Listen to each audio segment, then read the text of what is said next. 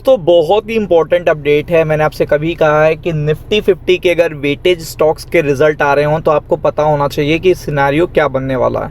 बहुत ही important update देने आ रहे हैं इस पर्टिकुलर वीडियो में। यहाँ पे आपको देखिएगा निफ्टी 50 के 10% वेट पे असर पड़ने वाला है कल ही, और कल है फ्राइडे, तो आपके लिए और भी ज़्यादा इंपॉर्टेंट हो जाती है अपडेट।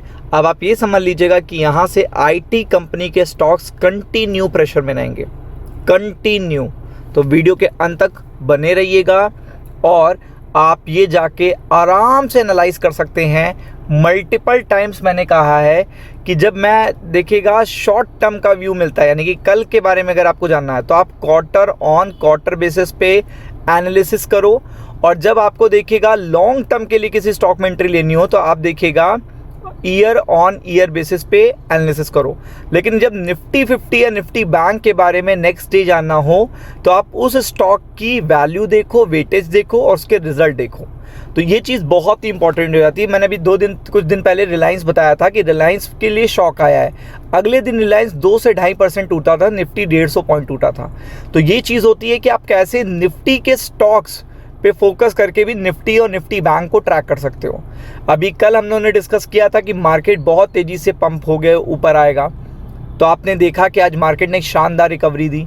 तो वो चीज़ बहुत ही अच्छी हो जाती है जब आप खबर को यूटिलाइज करना जानते हो और कौन सा डेटा पकड़ना ये जानते हो। तो टीसीएस के रिजल्ट आ चुके हैं, इनका वेटेज बताएंगे। लेकिन टीसीएस दिग्गज स्टॉक है आईटी सेक्टर का, नंबर 2 पे। लेकिन अगर इसके रिजल्ट खराब आते हैं तो आप ये समझ लीजिए ये एचडीएफसी बैंक है इस फील्ड का, कि एचडीएफसी बैंक के रिजल्ट खराब तो सारे बैंकों के रिजल्ट खराब आएंगे। और अगर देखिएगा एचडीएफसी बैंक के रिजल्ट अच्छे तो सारे बैंकों के रिजल्ट अच्छे आएंगे। ऐसे ही टीसीएस के साथ है। टीसीएस के साथ मल्टीपल स्टॉक्स कल ऐसे गिरेंगे जो निफ्टी 50 के लिए बहुत इंपॉर्टेंट है, 10 से ज़्यादा का परसेंटेज रखते हैं, क्योंकि टीसीएस ने संकेत दे दिए हैं कि हालत ख़राब होने वाली है। प्रॉफिट आ चुके हैं, लेकिन यहाँ पे क्या लिखा हुआ, ईयर ऑन ईयर बेसिस पे 5% का जंप है। मतलब ये भी नहीं 17-18% का जंप, 5% का। इससे ज़्यादा तो इन्फ्लेशन बढ़ गया है, इससे ज़्यादा तो करेंसी का डेप्रिशिएशन है लास्ट ईयर के कंपैरिजन में। तो आप समझ लो रिजल्ट कैसे आए। मतलब लास्ट ईयर जो करेंसी 85 की चल रही थी वो 95 चल रही है इसी पर्टिकुलर टाइम पर। तो आप समझ लो लास्ट ईयर के कंपैरिजन में इस ईयर में करेंसी डेप्रिशिएशन देखिएगा इससे ज़्यादा है, जितने इन्होंने प्रॉफिट को इंक्रीमेंट दिखा रहे हैं 5% का, और उससे ज़्यादा इन्फ्लेशन बढ़ गया है। जो माइनस में था या 1% था लास्ट ईयर इसी टाइम पे, वो इस समय आपका 5% 4% के बीच में चल रहा है। तो आपको बताने की ज़्यादा ज़रूरत नहीं पड़ेगी। 12 रुपये का डिविडेंड कुछ ना मानिए, 4,000 रुपये का स्टॉक है, ये आप खुद ही जानते हो।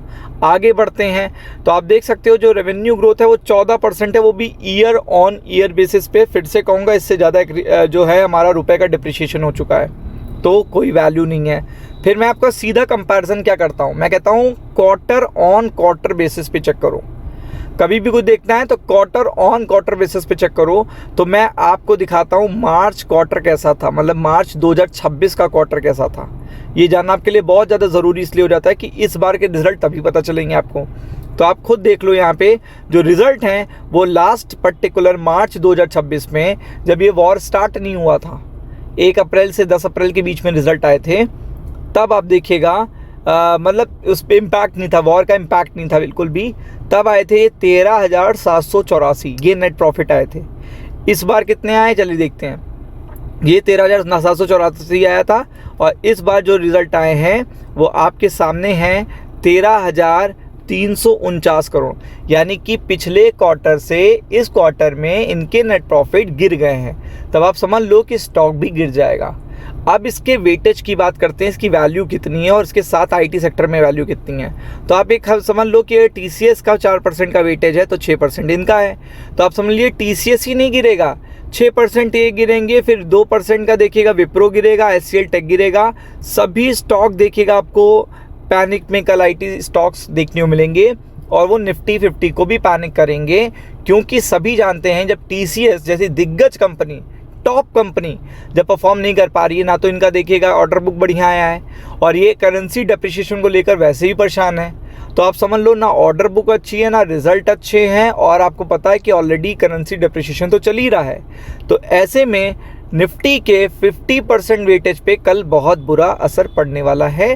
अगर ये 1.5 से 2% भी डूबता है तो आप ये समझिएगा निफ्टी पे 100 पॉइंट तो आपको मिलेंगे ही मिलेंगे। तो be prepared for it. Ram Ram.